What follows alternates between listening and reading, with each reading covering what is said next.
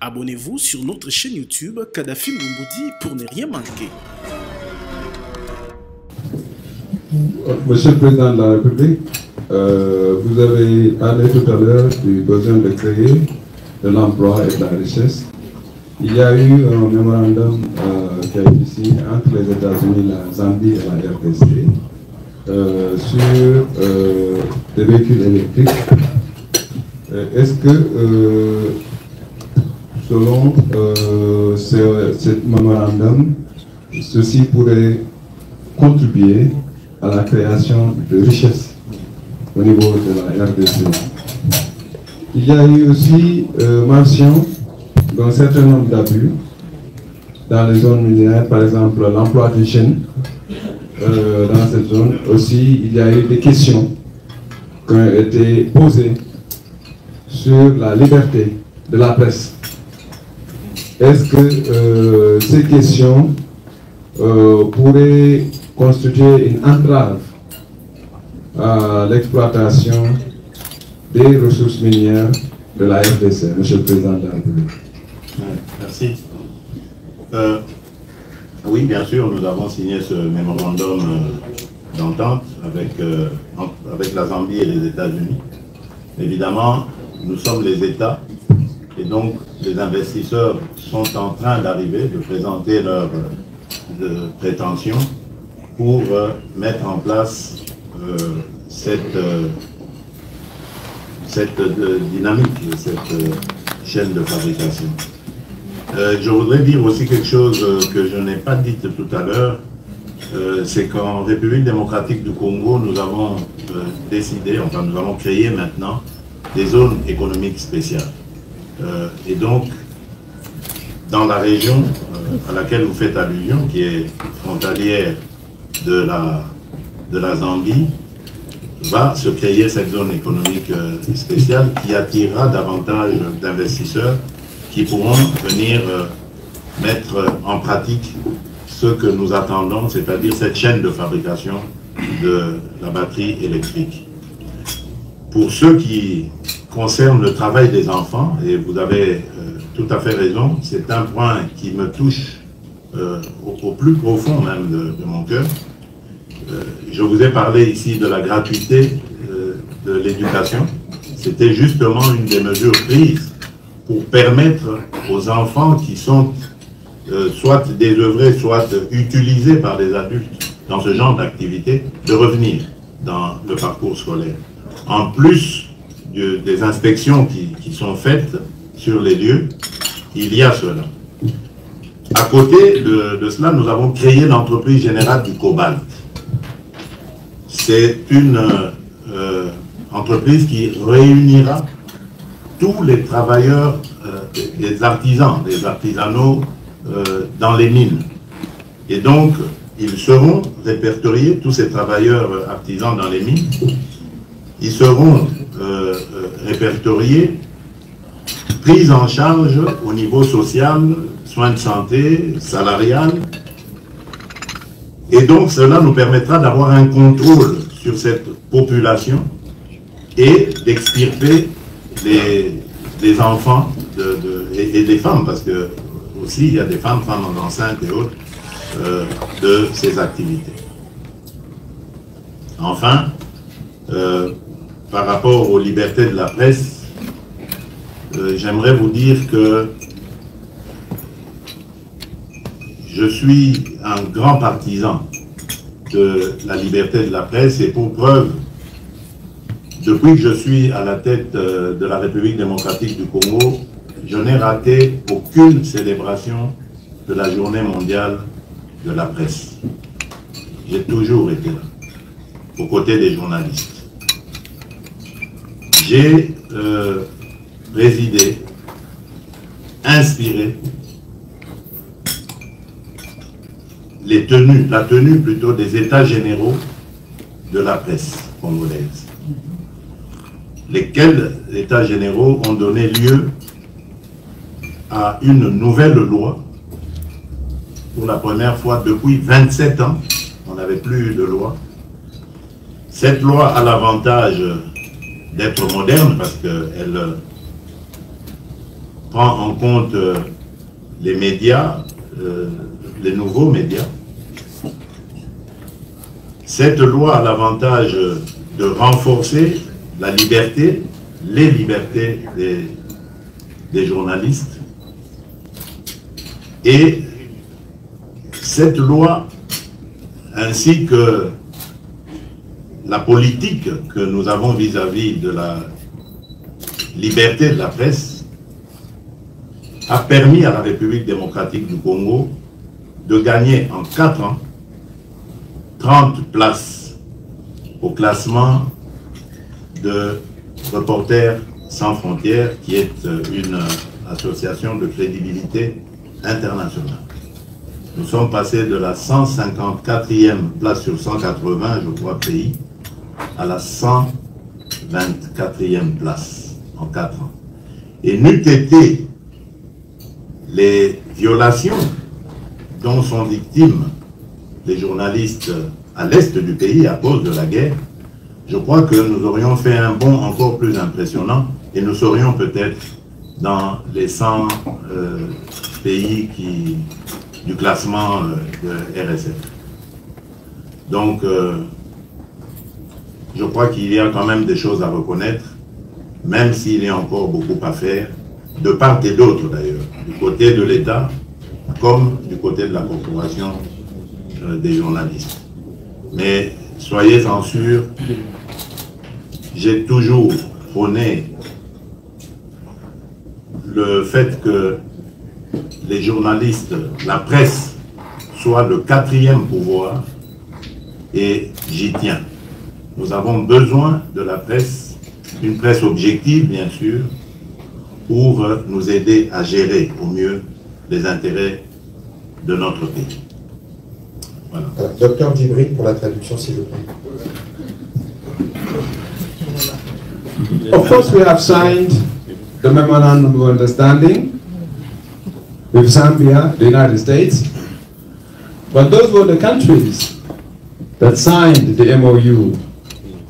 Now, investors are arriving in order to put in place a system that will lead to the implementation of the MOU itself.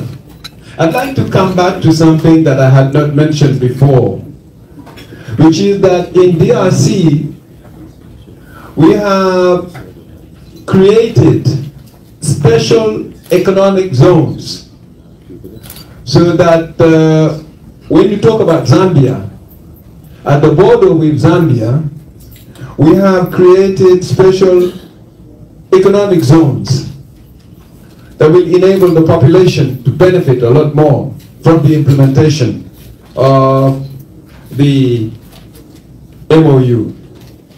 When you talk about child labor,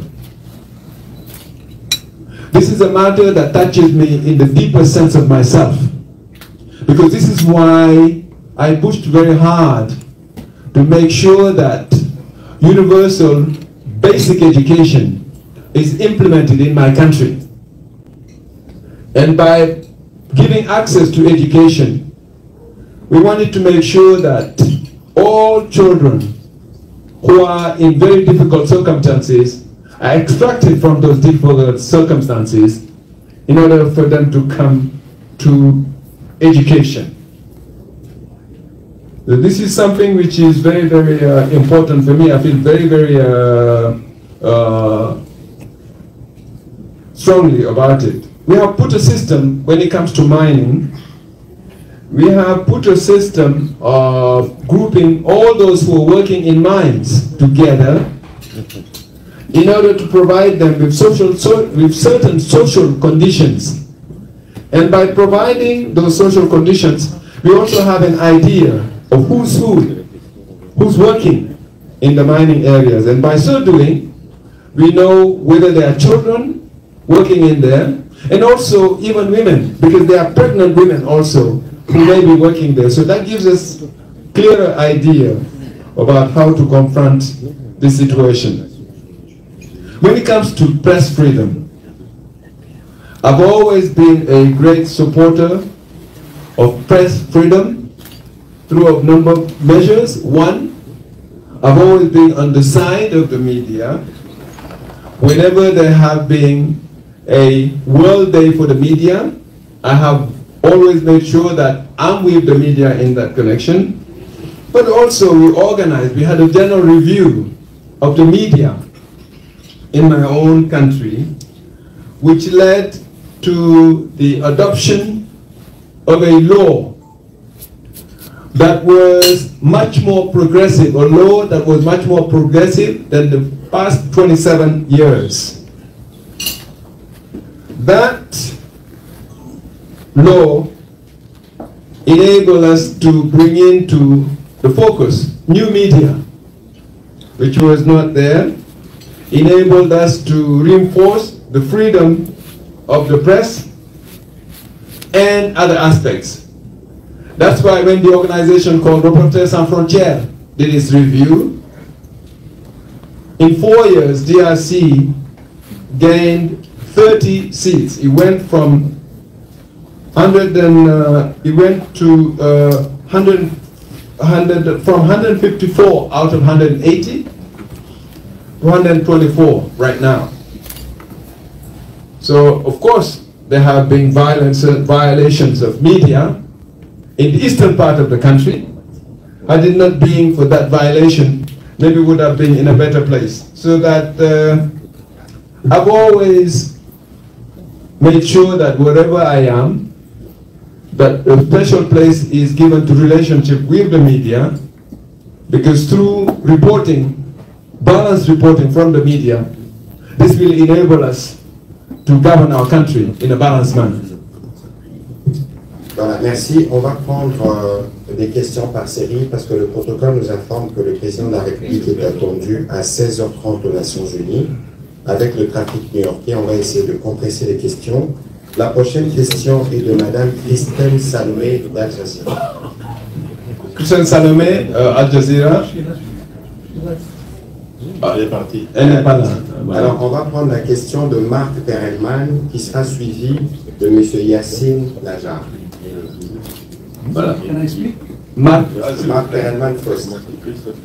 Marc est parti, alors Christophe va poser la question. Christophe. Boisvivier pour Radio France International. Boisvivier. Bonjour Monsieur le Président. Merci de recevoir toute la presse américaine et internationale à ce déjeuner de presse. Vous avez dit votre attachement à la démocratie, vous avez dit combien vous étiez fier d'incarner la première alternance démocratique sans effusion de sang dans votre pays, c'était en 2018-19. Et voilà que dans 3 mois, vous êtes candidat à une nouvelle élection présidentielle. Les Congolais votent et vous voulez que ce soit un grand rendez-vous avec la démocratie. Mais toutefois, Monsieur le Président, est-ce que il y a 2 arrestations qui ont eu lieu ces derniers temps? L'arrestation en mai dernier de Salomon Kalonda, le bras droit de l'un de vos principaux adversaires à venir, Moïse Katumbi.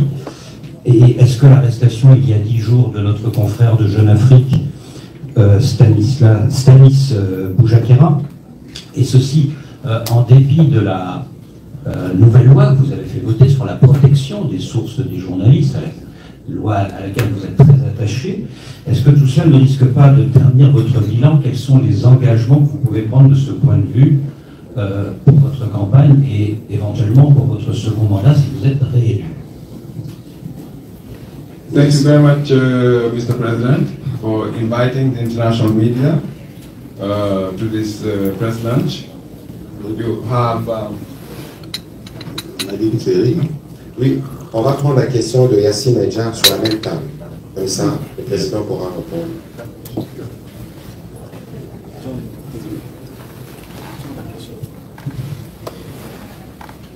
Thank you so much, Mr. President.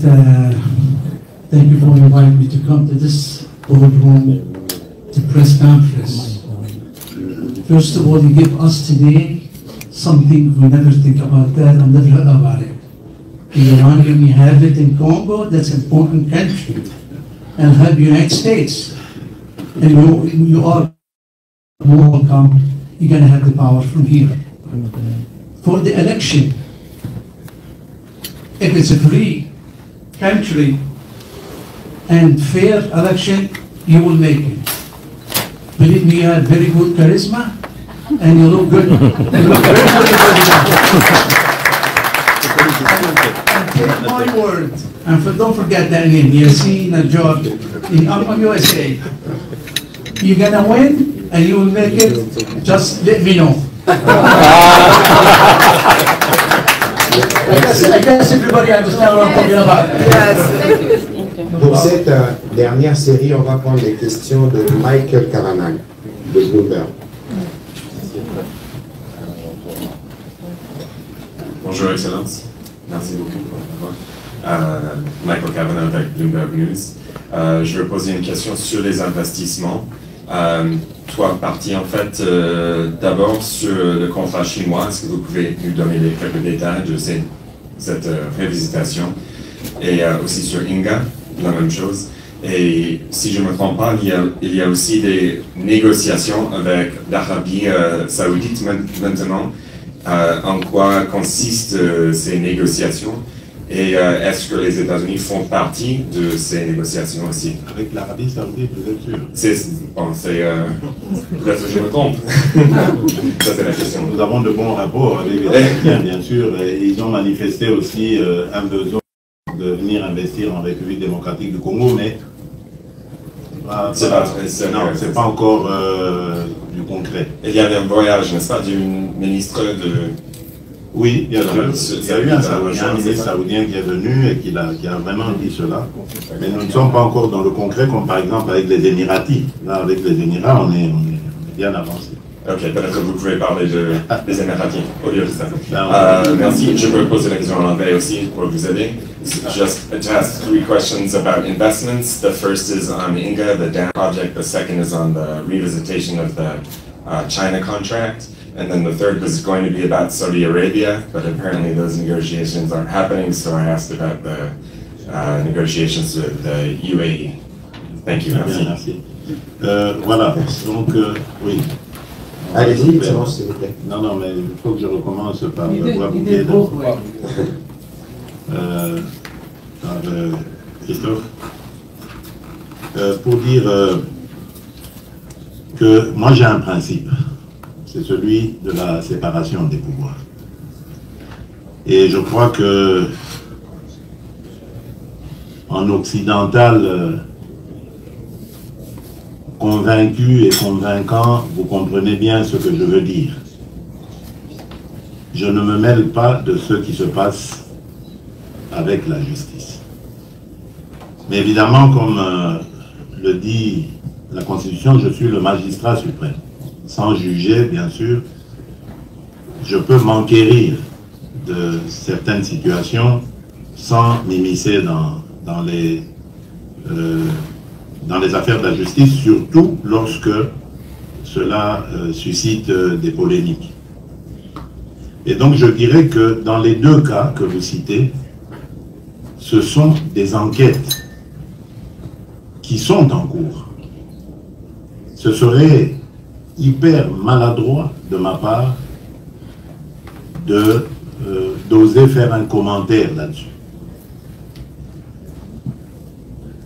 Tout ce que je fais et ce à quoi je veille, c'est que les droits de ces individus soient garantis et respectés. Maintenant, si on me prend on arrive à on prend un défaut, on arrive à me démontrer que leurs droits n'ont pas été respectés, je suis prêt à aborder le sujet. Mais une interpellation par une institution comme la justice, ça se constate. Pourquoi voudriez-vous que le même principe, par exemple pour la presse, j'ai lu d'ailleurs il y a quelque part là, qu'il y a 2 ans peut-être, je crois, une journaliste française avait été interpellée pour avoir divulgué des informations stratégiques, interpellée et gardée à vue. C'est récent. C'est récent, oui. Aujourd'hui, hier ou avant-hier. Un peu plus loin, il y a Julian Assange aussi, qui avait émis et qui a été traqué comme une bête immonde, parce qu'il est allé se cacher dans des ambassades, notamment en Grande-Bretagne, mais on l'a traqué jusqu'à le prendre, parce qu'il avait divulgué des câbles diplomatiques stratégiques. Quoi de plus mal que la justice essaie de s'intéresser à ça? D'autant plus que pour le journaliste Stanley Boujakera, qui est un jeune homme que j'aime bien, pour la petite histoire, il a couvert notre campagne au moment de ma campagne électorale. Je dis notre campagne parce que nous étions en coalition avec l'UNC de Vital Kamerhe. Il l'a couvert, il était de tous les combats avec nous. Donc vous voyez que j'ai de la sympathie pour ce jeune homme. Je regrette ce qui lui arrive. Mais je ne peux pas faire entrave à la justice et ne pas permettre à celle-ci de faire toute la lumière. D'autant plus qu'on parle de mort d'homme, là. Rappelez-vous, Chérubin Okende, ancien ministre, qui a été mon collaborateur pendant longtemps, très apprécié d'ailleurs par moi, est mort dans des circonstances suspectes, qui jusqu'à aujourd'hui ne sont pas encore élucidées, malgré le fait que nous avons fait appel à des enquêteurs internationaux belges, par ma demande personnelle adressée au Premier ministre belge, sud-africain, français aussi, un élément se trouvant en poste à l'ambassade du Congo, et la MONUSCO, à l'ambassade de France au Congo plutôt, et la MONUSCO. Et malgré tout ça, on prend le risque de désorienter l'enquête et l'opinion, donc je crois que ça peut intéresser la justice. Quant à l'autre cas, malheureusement, nous sommes en situation de guerre, nous imposée par le Rwanda, et la justice s'est intéressée de très près aux accointances qu'il y aurait entre ces personnes, entre cette personne et nos agresseurs. C'est ce que je peux dire à ce stade sans vraiment violer le secret de l'instruction. Parce que je tiens à la séparation du pouvoir, mais en même temps, je tiens au respect des droits des personnes qu'on interpelle, des personnes qu'on accuse. Donc, j'espère que c'est clair. I have always had a principle of making sure that there is separation of powers. I would not like to be part of what is going on within the justice system. I can find out what is going on and make sure that whoever is in the hands of justice has got his or her rights properly defended. And if their rights are not defended, I will make sure that this happens. Of course, there have been examples of French journalists who have been arrested recently. And then you may recall also the situation of Julian Assange, who was sought after, and he went to India to take refuge in an embassy. Juste m'arrêter à ce niveau-là, pour me permettre de dire, quand je citais ces deux cas, c'était pour demander à M. Ouaboudier pourquoi est-ce que lorsque ça arrive en Occident, c'est normal, et quand c'est en Afrique, on pense qu'il y a anguille sous roche, qu'on est en train de violer les libertés des gens. Pourtant, ce sont les mêmes circonstances. I just wanted to give this precision to the journalist who asked the question, just to say, when something like this happens in Europe, and it's regarded as normal, that the person, the journalist who has done this situation is sought after, and then when it happens in Africa, it's regarded differently. I know Sani. He was part of our campaign when we were in the coalition, and I have the biggest sympathy for him, but I cannot really interfere with what the justice of my country is doing, especially when there has been loss of life. One of my own staffers, who was very, very close to us, lost his life up to today, we do not know the circumstances of the death of that staff. And we've asked for the cooperation of Belgium, of South Africa, of France, of MONUSCO, but until now, we do not know exactly what happened to that person. And of course, we are also in a situation of war that was imposed on us by Rwanda, which is not facilitating the situation.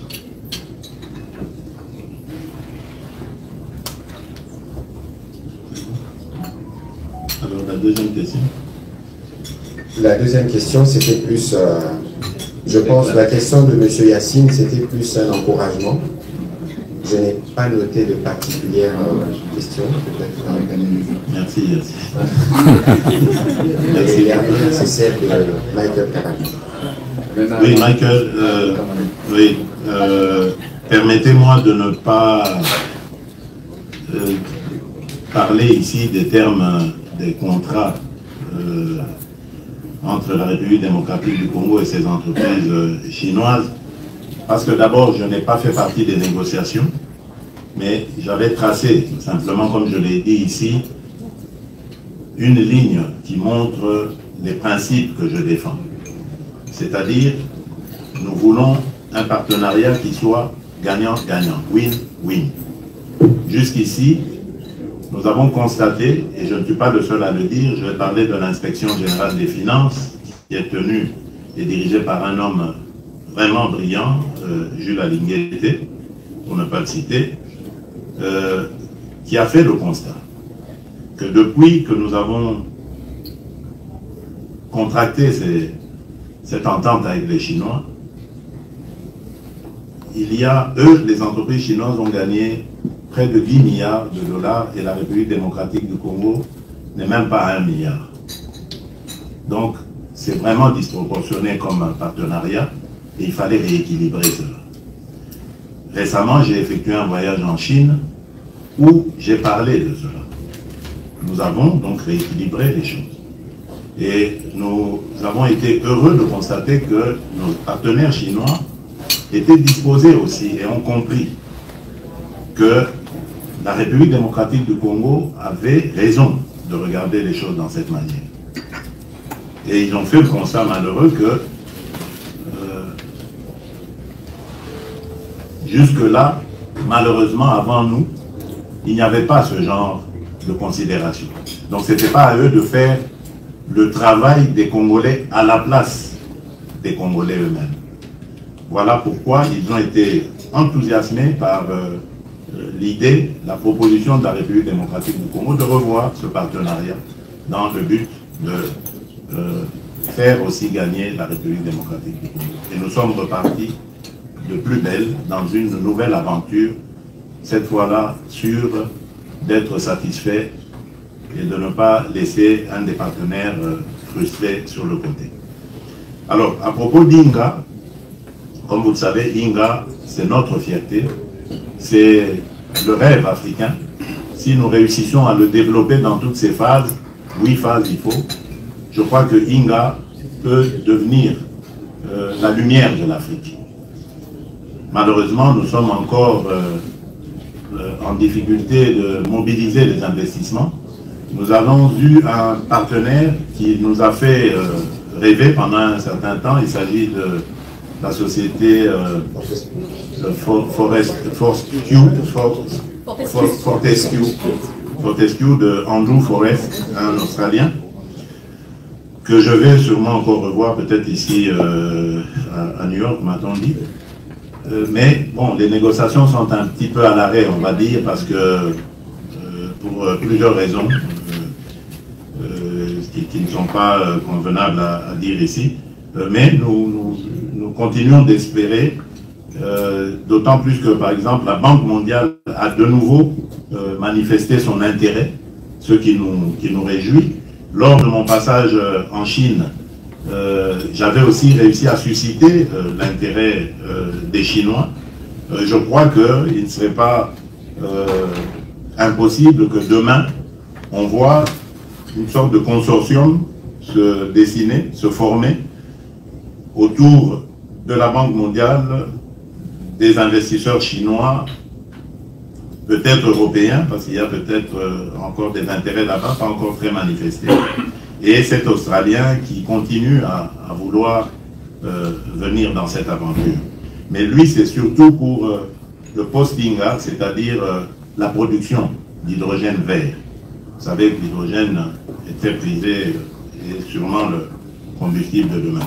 Donc voilà, nous sommes pour le moment dans ces zones-là, rien de concret, mais des intérêts manifestes, intérêts africains aussi, comme nos amis sud-africains, qui sont, comme vous le savez, en difficulté en ce moment par rapport à l'énergie, et qui seraient intéressés aussi de venir dans cette aventure. Et nous ouvrons la porte à tout le monde, parce que nous savons que le projet INGA, c'est un projet global, c'est un projet qui va intéresser plusieurs partenaires et avoir des retombées sur plusieurs pays en Afrique. Et donc, nous laissons la porte ouverte à tous ces partenariats et le moment venu, canaliser les bons partenaires pour impulser ensemble et réaliser ce projet. Alors, vous avez parlé des Saoudiens d'abord, mais Émiratis après. Oui, avec les Émirats, nous sommes dans plusieurs partenariats. D'abord, les mines. Je vous ai parlé ici de Primera Gold, cette joint venture que nous avons faite ensemble et qui nous permet aujourd'hui de juguler sérieusement le trafic illicite de l'or produit au sud Kivu. Nous sommes également pour parler pour d'autres secteurs, les minerais 3T, le cobalt et le cuivre, mais ça c'est en discussion pour le moment. Nous sommes en partenariat dans notre système de défense. Les Émiratis nous ont énormément aidés à ce point. Nous pouvons dire avec fierté aujourd'hui que nous avons réussi à renforcer les capacités de nos forces armées et pouvoir d'ailleurs faire face à l'adversité. Si la guerre n'a pas avancé jusqu'à Goma, cette agression rwandaise, c'est parce qu'il y a eu une réplique ferme de nos forces armées au mois de mars et qui a un petit peu fait réfléchir nos agresseurs. C'est entre autres grâce à ce partenariat avec les Émirats arabes unis. Il y aura aussi des domaines tels que l'agriculture, le numérique et l'éducation. L'éducation, nous y sommes déjà avec le programme Aleph des Émiratis qui consiste à enseigner à nos enfants par des tablettes plutôt que de les faire transporter les cartables habituels. Ben, ils viennent rien qu'avec des tablettes et l'enseignant peut produire ses leçons à travers ce moyen-là. Les parents peuvent également avoir accès à cet appareil pour réussir à suivre leur enfant. Donc voilà le modèle sur lequel nous sommes en train de réfléchir. Il y a du côté congolais déjà une commission qui s'est penchée dessus, qui a été aux Émirats pour voir. Les Émiratis sont venus en République démocratique du Congo. Et si tout va bien, nous pourrions lancer une expérience pilote au mois de novembre en prenant 52 écoles. Nous avons 26 provinces en République démocratique du Congo. Nous choisirons deux grandes écoles par province où nous allons expérimenter cet enseignement en espérant que dans les années qui viennent, on pourra le généraliser. Voilà ce que je peux dire en substance quant à ce qui concerne les relations avec les Émiratis. Le soutien pour l'armée, c'était financement ou c'était les armes? C'est quoi exactement? Oui, l'équipement et formation. Ouais. Docteur Djibril, en une minute, où on prend les deux dernières questions, vous intervenez à la fin parce qu'on court derrière le temps. Oui, allez-y rapidement, s'il vous plaît. Oui, we have, you mentioned the Saudis, but in fact, it's much more the Emiratis. I mentioned earlier the fact that we have addressed the issue of illegal traffic of gold in South Kivu, and also we have the issue of cobalt and copper as well, and reinforcing the capacity of our armed forces. If our army has such a strong response that the other side could not advance beyond Goma. And then in the area of education, we have a provision of platforms of computers that will enable our students and our parents to have access to education. 26 provinces across DRC. We hope to take 2 schools in each one of the provinces as a test, which will be then launched very soon. Voilà, merci pour la rapidité. On va prendre rapidement les questions de Madame Daphné, des Reuters, et de Monsieur Peter Tucker, de Voice of America, pour terminer. Thank you, Mr. President. Back on the case of Stanis Bujikera, has this case come up specifically in conversations with your counterparts in the United States? And has press freedom and liberties in Congo more generally ahead of the elections come up in counterparts of Washington as well?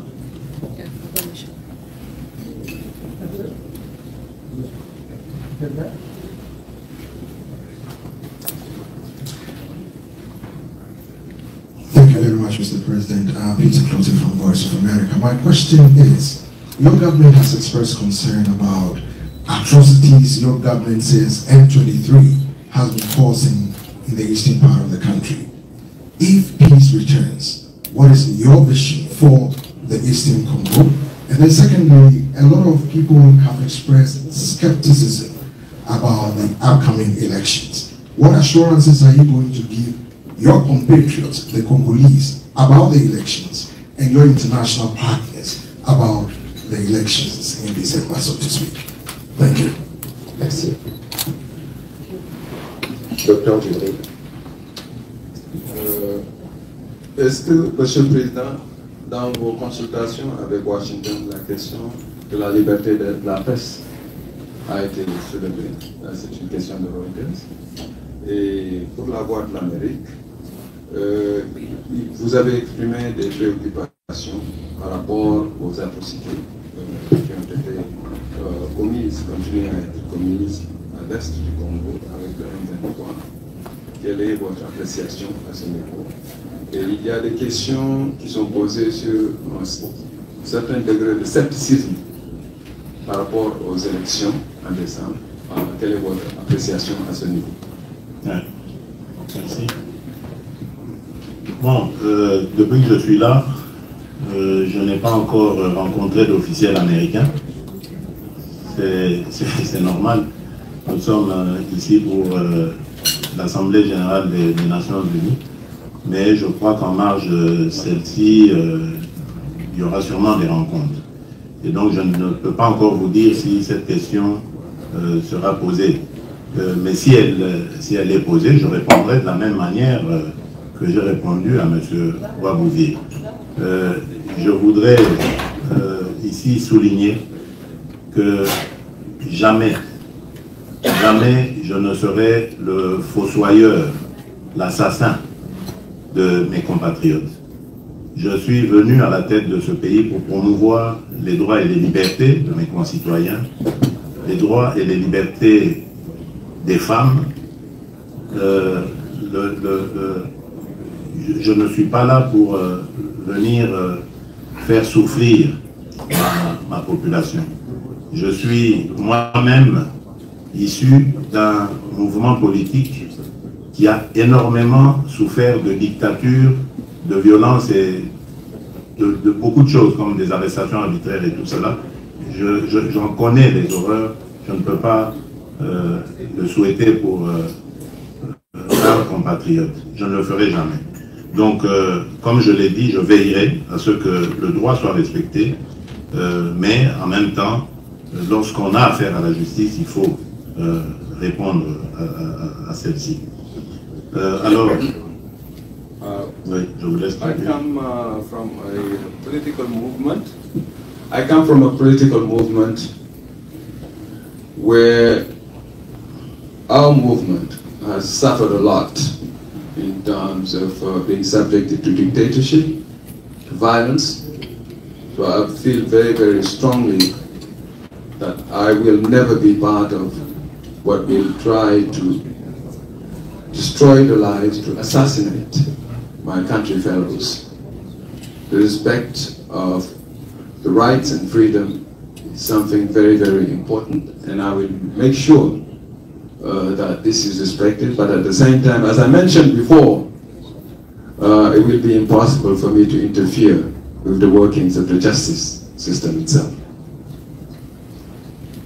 Alors, à propos du M23, j'aimerais vous dire que c'est un groupe de criminels qui est embarqué dans une aventure qui elle-même est criminelle, emmenée par M. Paul Kagame, président de la République du Rwanda.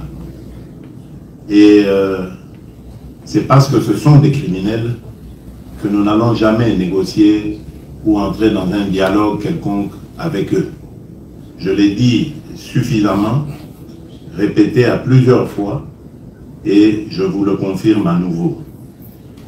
Ils ont commis beaucoup d'atrocités, et ils continuent d'en commettre d'ailleurs. J'espère que la justice internationale, un jour, qui est saisie d'ailleurs, un jour pourra mettre la main sur ces criminels.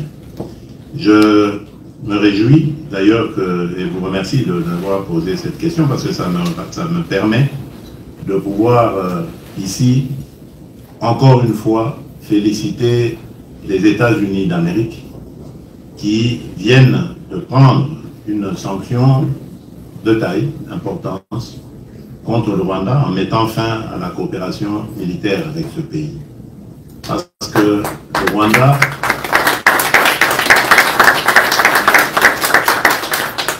le Rwanda a fait du génocide malheureux qu'il a connu une occasion pour essayer de conquérir toute la région avec des ambitions hégémoniques de la part de son leader qui a écrasé tout sur son passage dans l'unique but de piller les ressources des pays comme la République démocratique du Congo.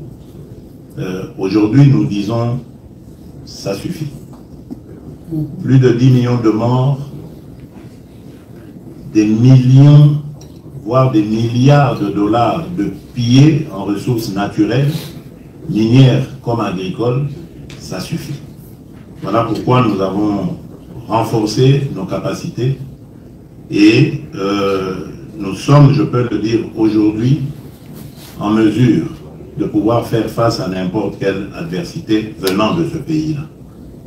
Donc, nous n'allons pas baisser les bras, nous allons continuer à défendre notre pays et je n'exclus aucun scénario pour défendre ce pays et avoir la paix véritable en République démocratique du Congo. Alors, il y avait un autre volet à votre question, c'est... les élections. Oui. Oui. Bon, le scepticisme, je ne sais pas de qui il vient, parce que tous nos partenaires, États-Unis, Europe, tous ont dit leur foi et leur engagement dans ce processus électoral. Abonnez-vous sur notre chaîne YouTube Kadhafi Moumoudi pour ne rien manquer.